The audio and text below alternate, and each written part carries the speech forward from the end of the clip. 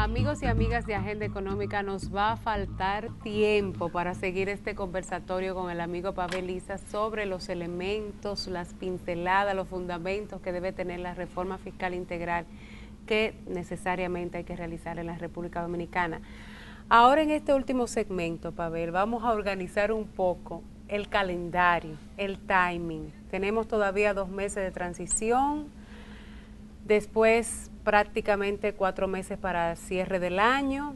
Un elemento importante que es cómo podemos con el Fondo Monetario organizar un presupuesto suplementario, ver cómo cerrar el pacto, o sea, cómo organizar con esa rigidez de tiempos, y donde yo pienso que el elemento de moverse proactivamente y dar las señales correctas en un posicionamiento puede ayudar muchísimo a facilitar el proceso.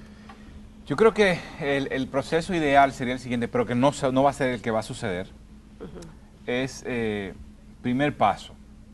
Desafortunadamente, y con toda también mi molestia como ciudadano y como contribuyente y como cliente de las distribuidoras de electricidad, aumentar la tarifa electrica.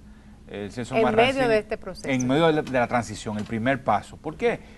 Porque es una, de hecho el vicepresidente de la Corporación Dominicana de Empresas Eléctricas Estatales ha dicho que el 70% del subsidio eléctrico se va a pagar el diferencial de la tarifa y el 30% al fraude eléctrico, ¿no? a las pérdidas técnicas, ¿no? A pérdidas no técnicas, pero técnicas y no técnicas creo que.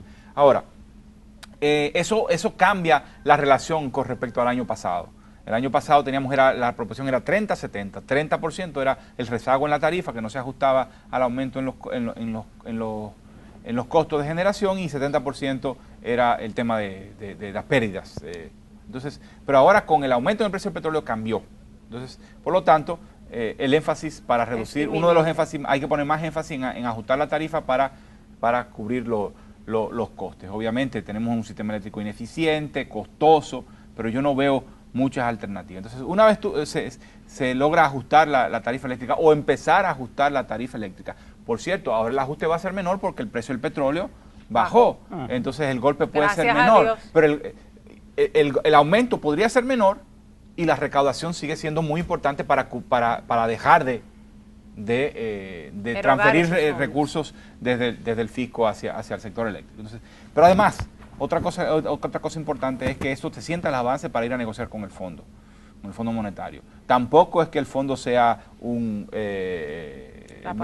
yo tampoco creo en el fondo como una institución salvadora, nada de eso, pero tenemos una situación muy concreta y muy específica, y es que tenemos que cubrir el déficit fiscal y no hay otra forma sino es buscando financiamiento externo. Para usted buscar financiamiento externo tiene que haber una institución que avale, que diga que el programa macroeconómico de la República Dominicana es un programa creíble, que las nuevas autoridades se han establecido metas y compromisos que son creíbles, que son posibles cumplirlas, que está dentro del alcance.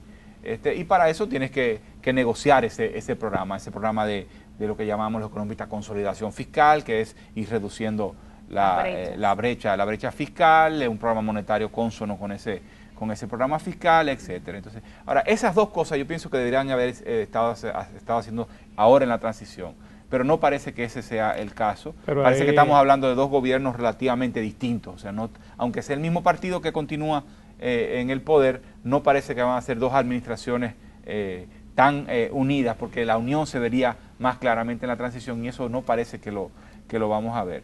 Pero ahí para ver, considerando la razón por la cual se interrumpió el acuerdo con el Fondo Monetario Internacional, que fue precisamente el tema eléctrico, y si estamos hablando de un acuerdo, sea de monitoreo o de cualquier forma que sea, lo primero que van a exigir los técnicos del fondo es precisamente una definición en ese sentido. Por eso, ¿Qué tú vas a por hacer? eso lo primero que hay que hacer es tener un programa de ajuste de la tarifa eléctrica, que ahora va a ser menor que hace 3 meses. Y eso es interesante, pero no veo alternativa. Entonces, eso te abre la puerta a, ya yo hice el paso 1, ya yo hice lo que... El paso 2 es una misión conjunta de gobierno saliente, gobierno entrante, pero obviamente... con la cabeza del equipo económico. Con la cabeza del equipo económico actual, porque es el que está, es el nombrado, a empezar a discutir, por lo menos informalmente, cuáles serían las bases de un nuevo acuerdo que en parte es retomar lo anterior. Que es posible porque tú estás hablando de una situación en la cual el partido gobernante va a ser el mismo partido que va a continuar en el poder. Pero, y entonces no debe haber una gran diferencia en cuanto a las metas y a las decisiones de política que se deben adoptar en el plano económico precisamente. Probablemente no haya grandes diferencias. Para el fondo no sería difícil sentarse a negociar con un partido o con un gobierno que va a comenzar, porque va a ser la continuidad del que ya está, donde estén ministros de ambos, del gobierno saliente y del gobierno entrante. Ahora aquí el tema básicamente es un tema político. Sí, yo creo que no hay una decisión. A mí me parece que el gobierno actual, que termina el 16 de agosto, no tiene ninguna decisión al respecto, no ha tomado una decisión. Ni creo que vaya a tener ningún interés, porque como quiera hacer medidas económicas en ambientes de crisis es extremadamente impopular.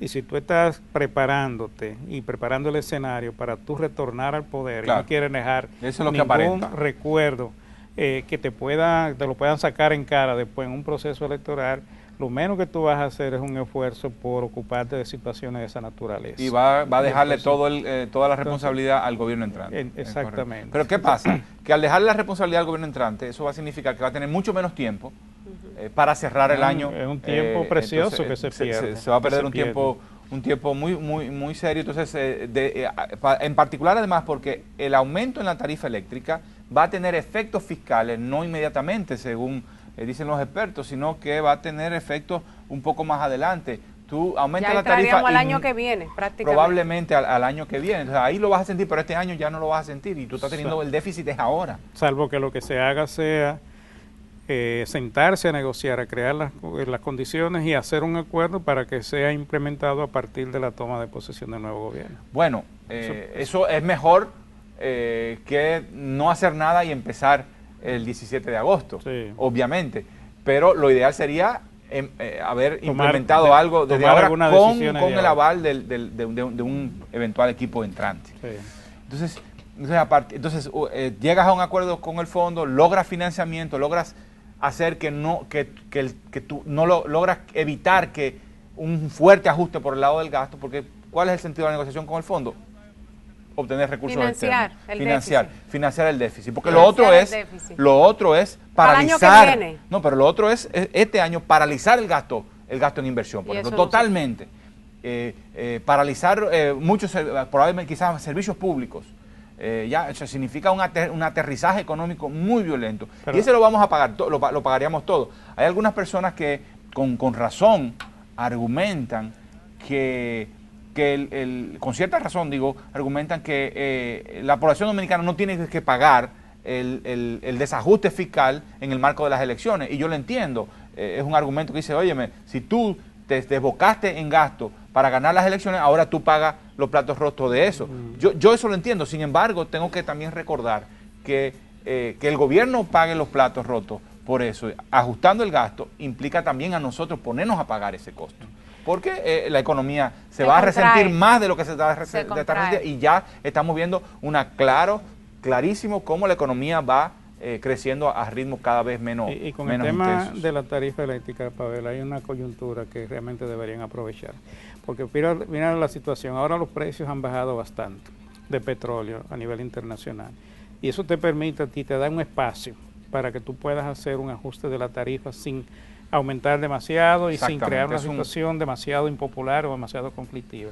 Pero ¿qué pasa si ahora, por ejemplo, se resuelve el tema o se comienza a resolver el tema europeo y la economía comienza a dar señales de crecimiento? Inmediatamente eso se te va a reflejar en el tema del petróleo. Pero no estamos esperando eso, ¿verdad que no? Yo no esperaría una recuperación europea, ni siquiera estadounidense. No, pero señales, porque los mercados son bastante sensibles. O sea, si hay señales claras en los organismos internacionales y en los países que en este caso están dominando la situación, como Alemania, que flexibilice un poco su política fiscal o de exigencia fiscal, yo creo que inmediatamente los mercados te comienzan a reaccionar. E inmediatamente tú vas a tener una reacción también del petróleo. Es mejor haber ajustado antes Y entonces y llegar a esa situación, exacto. Yo estoy totalmente de acuerdo. Luego el paso siguiente, obviamente, sería empezar a dar, o sea, aumento de la tarifa. Fondo monetario y luego mejora del gasto, señales contundentes por el lado del gasto y empezar a negociar un pacto fiscal de pacto tributario de mediano plazo. Bueno, se nos acabó el tiempo, amigo Pavel, pero usted ha cumplido su cometido. Sí. Así que ya se tendremos por aquí de nuevo. Venimos a hablar de este tema. Yo creo que ha sido un excelente conversatorio contigo. Hemos tocado temas que son cruciales y neurálgicos, y además los temas que van a estar sobre la mesa en esta discusión. Independientemente de cualquiera que sea el escenario, el tema eléctrico va a estar ahí, el tema de la ampliación de la base también va a estar ahí, y el tema de discutir si tú o amplías la base o creas nuevos impuestos, cómo tú evolucionas en ese tema. Eso es fundamental para sentarse en la mesa. Y es un asunto que tenemos que hacerlo con franqueza, que tenemos que sentarnos a negociar, pero con la intención de hacerlo. Hay sectores poderosos que no les gustan sacrificar absolutamente nada, que quieren que todo se haga. Los ricos no quieren pagar el costo de ser ricos. Pero todo eso yo creo que tiene que revisarse. Social. Y para que se pueda lograr algo, a pesar del ambiente político en la oposición, yo creo que todos los sectores tienen que sentarse en la mesa con sinceridad y a buscar soluciones reales. Se nos acabó el tiempo, ya nos están casi sacando del aire. Muchísimas gracias. Bueno, pues gracias a los amigos por habernos acompañado y a Pavel por haber tenido este interesante conversatorio con nosotros y con ustedes. Nos vemos en el próximo. Gracias.